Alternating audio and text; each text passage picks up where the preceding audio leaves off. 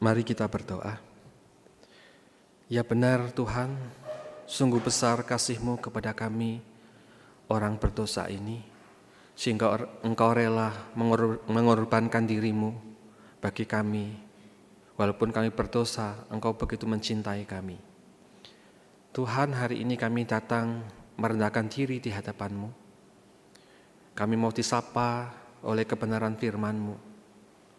Biarlah Tuhan yang melembutkan hati kami, Roh Kudus yang bekerja di dalam hati dan pikiran kami, sehingga firman Tuhan yang disampaikan dan diuraikan ini benar-benar boleh memberkati hidup kami, mengubah arah hidup kami, dan hidup kami mengalami pertumbuhan dan hidup dalam kebenaran Tuhan.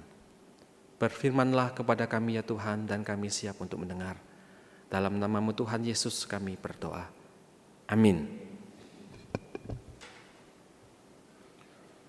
Selamat pagi Bapak Ibu. Apa kabar? Puji Tuhan.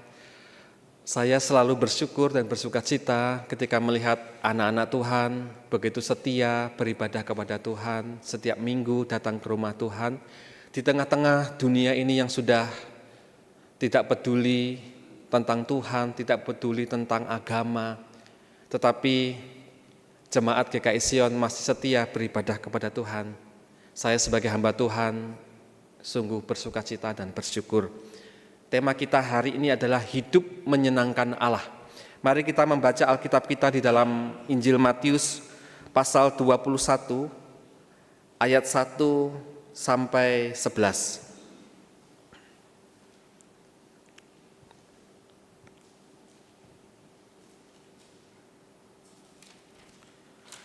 Injil Matius pasal 21 ayat 1 sampai 11.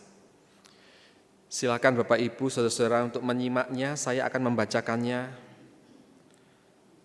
bagi kita semua. Yesus dielulukan di Yerusalem. Ketika Yesus dan murid-muridnya telah mendekati Yerusalem dan tiba di Betfage di Bukit Zaitun, Ia mengutus 2 orang muridnya dengan pesan, "Pergilah ke kampung yang di depanmu itu, dan di situ kamu segera akan menemukan seekor keledai betina tertambat dan anaknya ada di dekatnya. Lepaskanlah kedua keledai itu dan bawalah kepadaku. Jikalau ada orang menanyakan sesuatu, katakanlah, Tuhan memerlukannya. Ia akan segera mengembalikannya." Hal itu terjadi supaya digenapi firman yang disampaikan melalui Nabi. "Katakanlah kepada putri Sion, lihatlah rajamu datang kepadamu. Ia lemah lembut dan menunggang seekor keledai dan seekor anak keledai beban." Lalu pergilah murid-murid itu dan berbuat seperti yang ditugaskan Yesus kepada mereka. Mereka membawa keledai itu bersama anaknya, lalu mengalasinya dengan jubah luar mereka, dan Yesus pun duduk di atasnya. Orang banyak yang sangat besar jumlahnya menghamparkan pakaiannya di jalan. Ada pula yang memotong ranting-ranting dari pohon-pohon dan menebarkannya di jalan. Orang banyak yang berjalan di depan Yesus dan yang mengikutinya dari belakang berseru, "Hosana bagi anak Daud, diberkatilah dia yang datang dalam nama Tuhan, Hosana di tempat yang maha tinggi." Ketika ia masuk ke Yerusalem, gemparlah seluruh kota itu dan orang berkata, "Siapakah orang ini?" Orang banyak itu menyahut, "Inilah Nabi Yesus dari Nazaret di Galilea." Bapak Ibu, minggu ini adalah Minggu Palmarum, Minggu Palem atau Minggu Palma. Apa itu Minggu Palem? Di sini ada dekorasi daun palem ya. Minggu Palem itu adalah minggu terakhir dalam masa Prapaskah kita. Dan di Minggu Palem ini kita memperingati satu peristiwa di mana Yesus memasuki kota Yerusalem. Dan ketika Yesus masuk kota Yerusalem itu, seperti bacaan kita hari ini, dia disambut dengan sorakan, "Hosana bagi anak Daud, diberkatilah dia yang datang dalam nama Tuhan. Hosana, Hosana, Hosana." Bapak Ibu, mari kita merenungkan apa makna Yesus masuk ke kota Yerusalem. Bapak Ibu, saya percaya setiap kita, setiap orang itu memiliki prinsip hidupnya masing-masing. Entah dikatakan atau tidak, entah disadari atau tidak, setiap kita memiliki prinsip hidupnya masing-masing. Nah, bagaimana kita tahu bahwa seseorang itu prinsip hidupnya ini? Bahwa si A itu prinsip hidupnya, nilai hidupnya itu adalah begini. Bagaimana kita tahu? Kita tahu bukan dari apa yang dikatakan oleh orang itu, tapi dari yang dilakukan orang itu. Karena yang dikatakan orang itu belum tentu itu yang dilakukan, belum menjadi fakta. Tetapi apa yang dilakukan seseorang itu sudah menjadi fakta, dan itulah tanpa disadari atau tanpa dikatakan pun kita bisa tahu prinsip hidupnya adalah sesuatu, gitu ya. Dilihat dari apa yang dilakukan seseorang. Mari kita melihat kira-kira prinsip hidup seseorang itu apa sih dengan melihat kelakuan-kelakuannya. Bapak Ibu, ada satu berita yang lagi viral, jembatan Suramadu. Itu adalah jembatan yang menghubungkan kota Surabaya dengan Pulau Madura, ya. Di zaman saya lebih dari 10 tahun yang lalu, waktu saya masih ada di Malang, jembatan Suramadu yang baru dibangun itu baut-bautnya sudah dicuri oleh orang-orang di sekitar, baut-baut jembatan itu loh. Sekarang ini saya mendengar berita lagi, bukan hanya bautnya yang dicuri, tetapi besi pelindung dari tiang pancang jembatan itu, besi anti karat, dicuri oleh nelayan 7 orang. Dibawa, hari itu ditangkap, ada 4 balok besi seberat 480 kilo. Dan kalau dijual lebih dari 100 juta. Berarti hampir setengah ton tuh loh di dalam perahu itu dicuri. Nelayan yang harusnya mencari ikan, tapi mencari besi jembatan. Terjadi di jembatan Suramadu itu di Surabaya, Madura itu ya. Ini kan sangat berbahaya sekali ya Bapak Ibu. Ya memang orang itu, 7 orang itu untung, dia dapat ratusan juta dari mencuri besi itu. Tetapi dia enggak tahu akibatnya apa jika tiang pancang itu nanti keropos, ambruk, ribuan orang mati, apakah mereka peduli dengan hal-hal kayak begitu? Nah, dari cerita ini, dari fakta ini, kira-kira prinsip hidup dari 7 orang tadi apa Bapak Ibu? Dan enggak perlu mengatakannya, enggak perlu menyadarinya, tetapi kita yang melihatnya, apa prinsip hidup dari orang-orang seperti itu?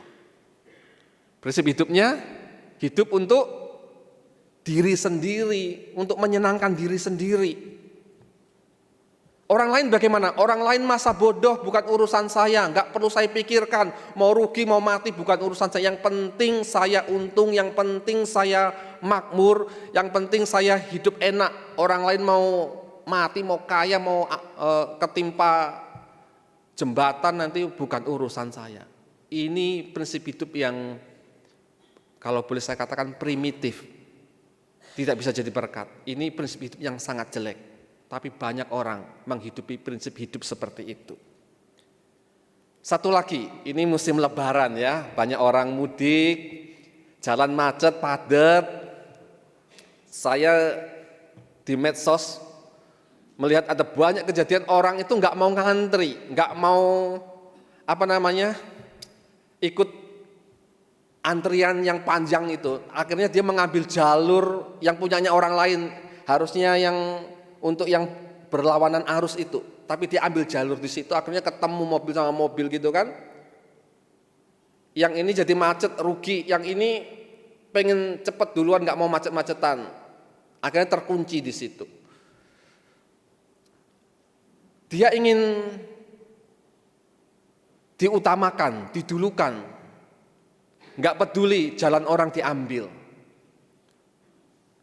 Orang-orang lain juga perlu jalan, tetapi kenapa dia pengen yang lancar sendiri? Dan banyak orang seperti itu. Semoga itu yang ke foto platnya bukan plat Z ya. Saya takutnya ada jemaat Sion. Hidup hanya untuk diri sendiri, menyenangkan diri sendiri, nggak peduli dengan hidup orang lain, nggak peduli dengan urusan kepentingan orang lain. Yang penting saya lancar, orang mau macet-macetan silahkan, bodo amat. Ada banyak orang hidup untuk menyenangkan diri sendiri. Dari caranya paling kasar, misalkan maling, begal, pencuri, pemerkosa, hanya untuk menyenangkan diri sendiri, enggak mempedulikan bagaimana nasib dari orang-orang yang dicuri, yang ditipunya, yang diperkosanya itu. Enggak peduli, yang penting saya senang. Mengerikan hidup seperti ini. Dari cara yang paling kasar sampai cara yang paling halus. Sopan, beragama, berpendidikan, tapi korupsi. Uang untuk pembangunan jalan ditilep, jalan masih berlubang di mana-mana. Uang pembangunan rumah sakit diambil, dikorupsi. Uang pembangunan fasilitas umum diambil untuk kekayaan diri sendiri. Dia nggak peduli dengan orang miskin nanti bagaimana kehidupannya. Bodoh amat, yang penting saya makin kaya, makin kaya. Ini adalah prinsip hidup yang jelek. Kalau contoh di Alkitab itu Yudas, ya. Yudas itu kan Alkitab mencatat dia suka mencuri uang kas. Dia jadi bendaharanya, suka nyuri uang kas yang disimpan di situ. Kan kalau uang terus dicuri kan jadi kurang.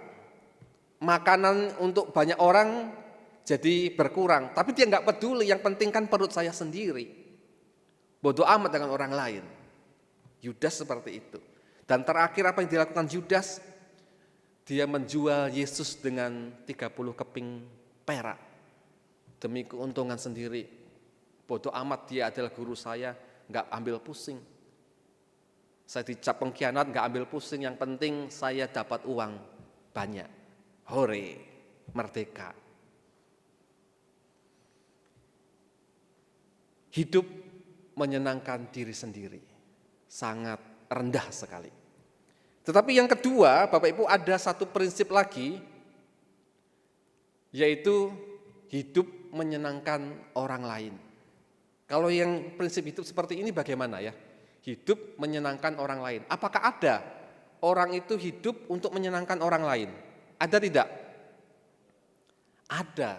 Disadari atau tidak, dikatakan atau tidak, ada orang yang hidup untuk menyenangkan orang lain.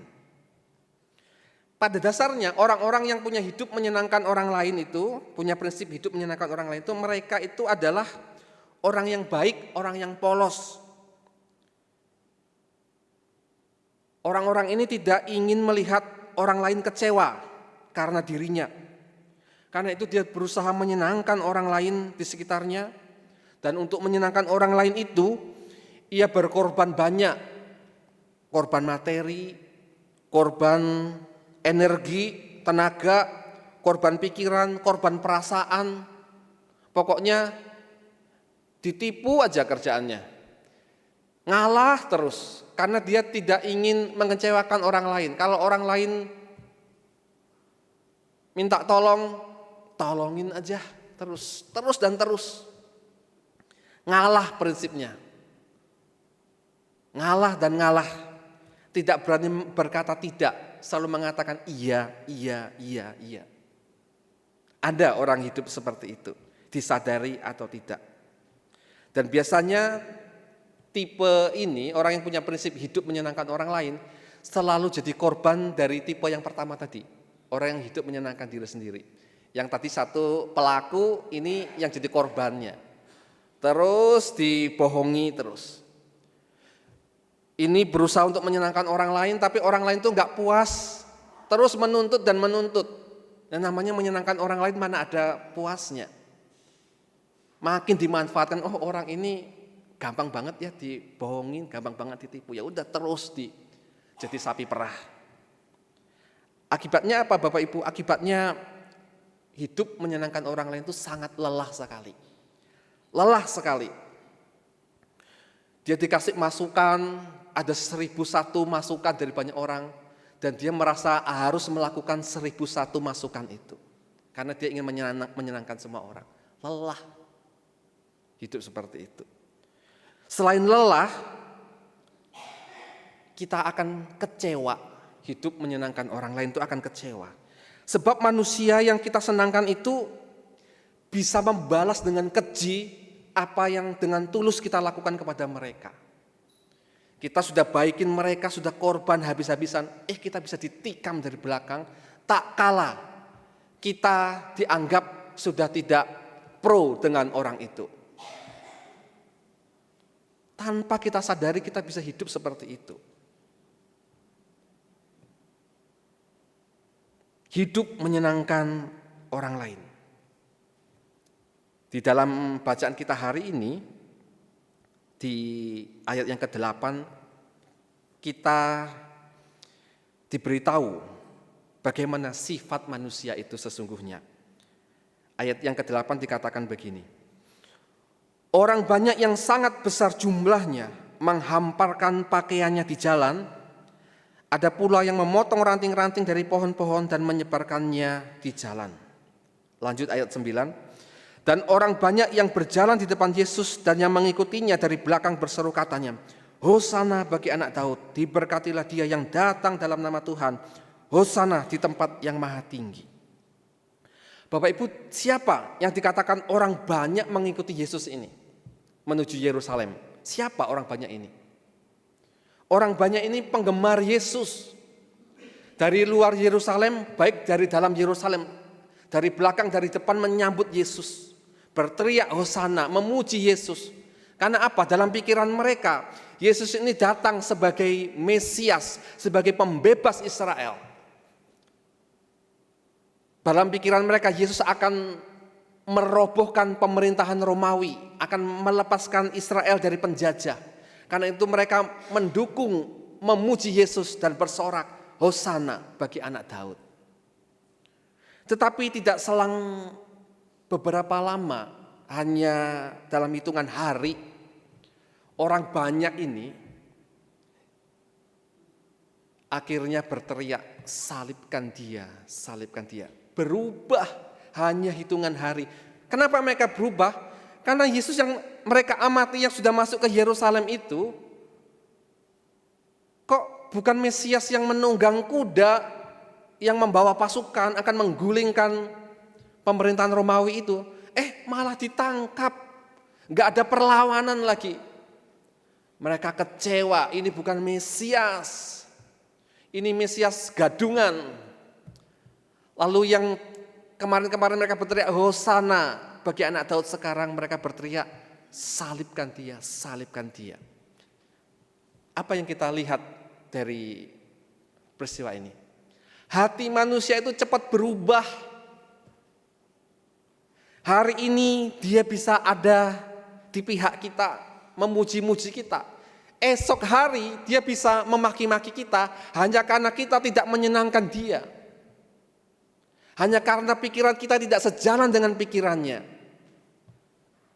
Jadi kalau hidup itu untuk menyenangkan orang lain, kita akan kecewa. Bukan hanya lelah, tapi kecewa dengan manusia yang pada akhirnya kita sadar kita hanya dimanfaatkan saja. Kita hidup hanya untuk menyenangkan dia, hanya untuk menjadi budak dan pengikutnya dia. Dan kalau kita sudah tidak cocok dengan dia, kita dicampakkan begitu saja. Karena itu Bapak Ibu Saudara, jangan punya prinsip hidup untuk menyenangkan orang lain. Saya pernah tanpa saya sadari, saya hidup menyenangkan orang lain. Tidak punya musuh, karena semua saya senangkan. Walaupun orang itu salah, saya yang minta maaf. Maaf ya, udah jangan marah. Padahal dia yang salah. Saya pernah hidup untuk menyenangkan orang lain. Saya sampai habis-habisan. Uang dipinjam, diminta, saya kasih semua sampai habis-habisan. Supaya orang senang. Tapi orang itu tidak, tidak tahu berterima kasih. Terus menuntut dan menuntut. Akhirnya lama-lama saya pikir, saya tidak boleh hidup menyenangkan orang lain. Bukan hanya saya lelah, saya habis-habisan, tetapi saya kecewa. Saya bertobat dari prinsip hidup untuk menyenangkan orang lain. Lalu prinsip hidup yang seperti apa yang harus dijalani oleh anak-anak Tuhan? Yang ketiga, yaitu tema kita, yaitu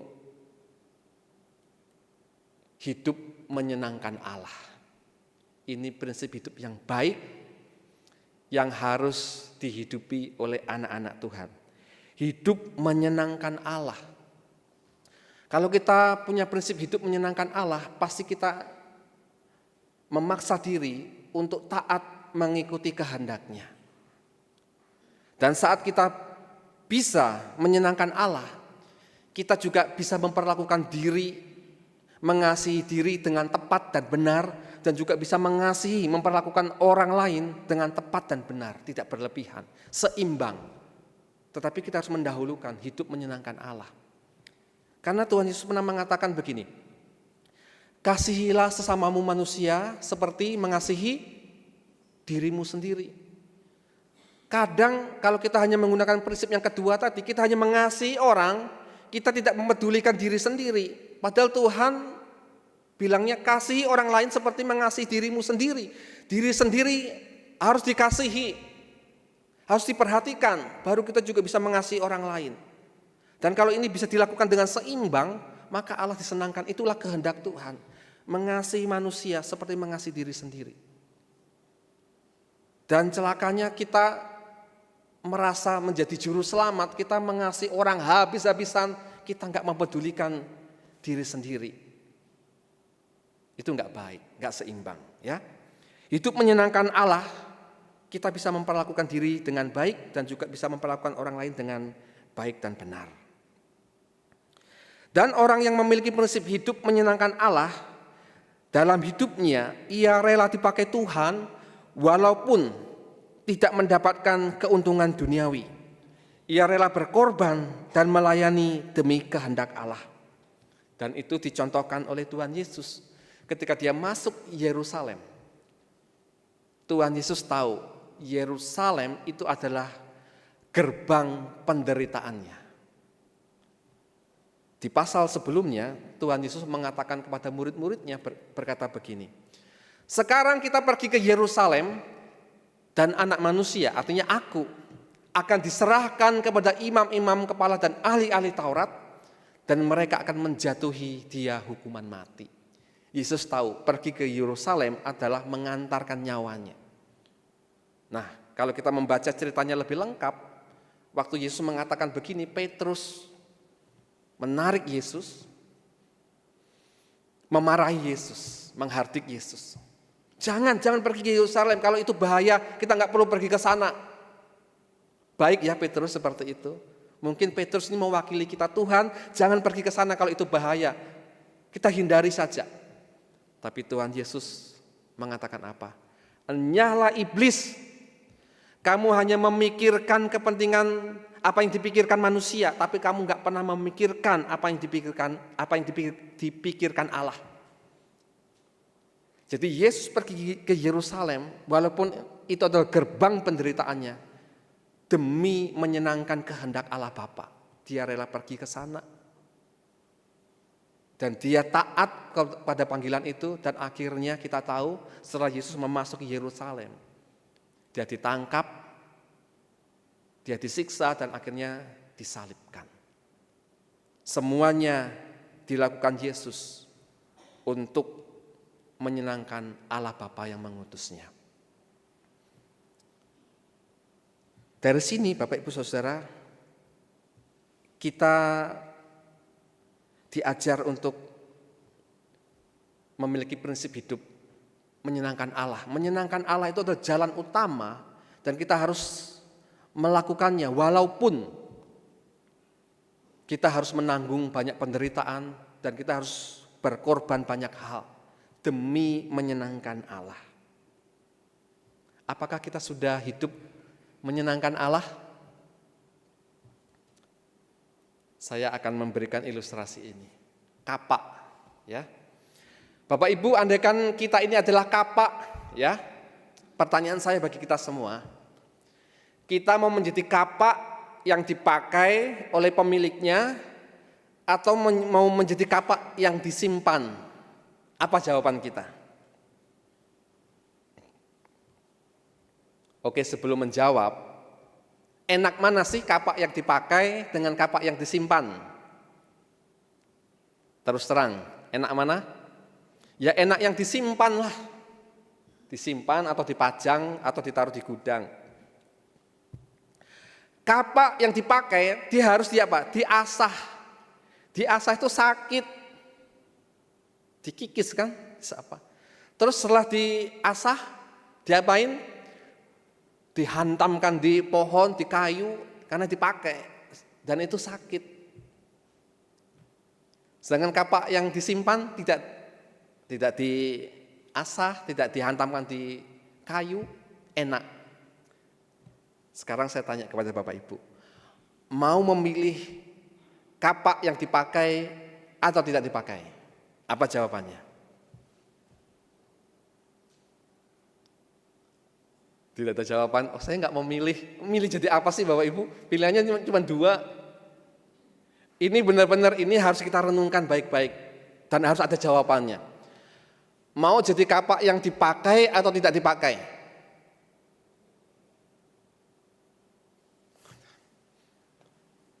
Gak ada yang berani jawab ya.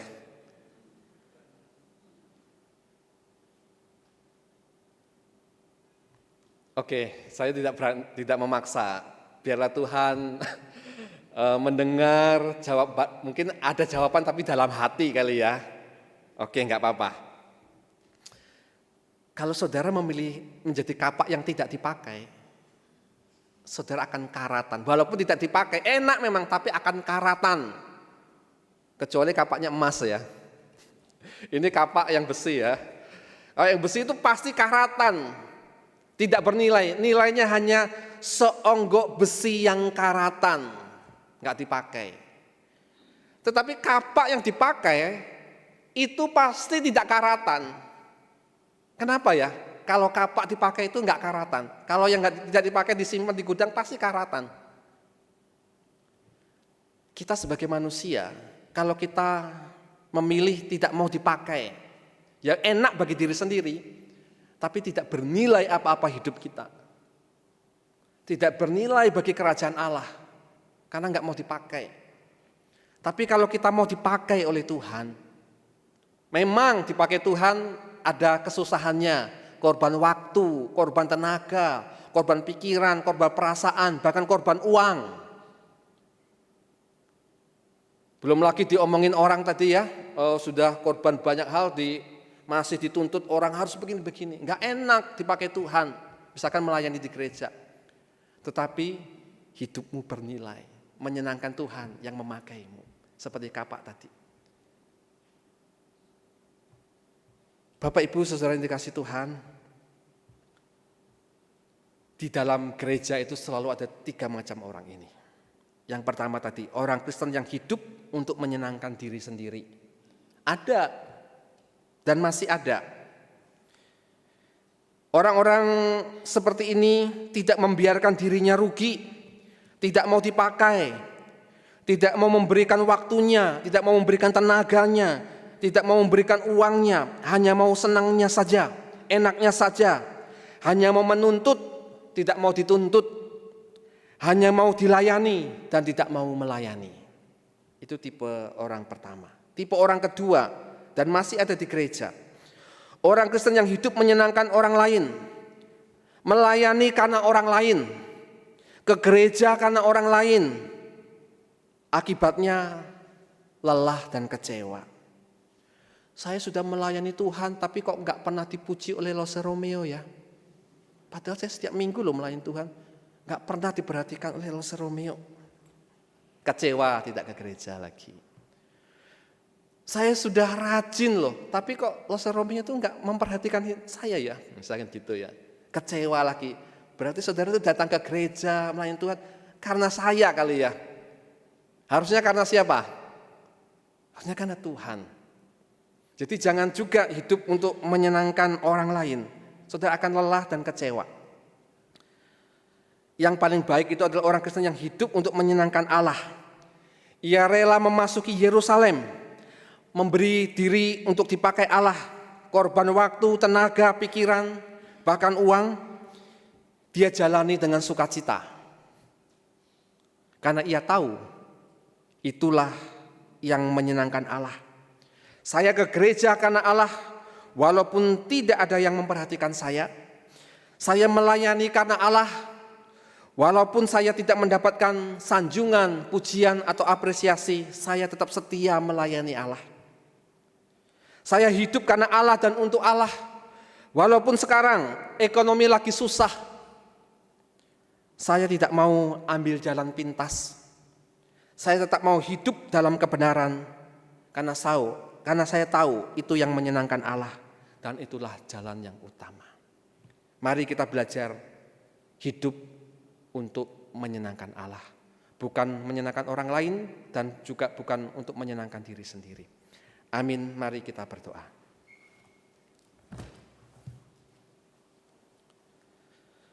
Terima kasih ya Tuhan untuk firman-Mu hari ini. Biarlah kami boleh belajar memiliki prinsip hidup menyenangkan Allah.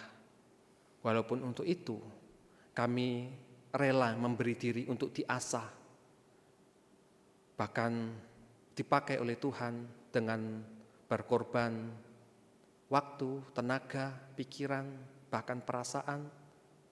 Tetapi kalau itu untuk menyenangkan Allah, kami rela menjalaninya dengan sukacita. Mampukan anak-anak-Mu untuk hidup menyenangkan-Mu ya Tuhan.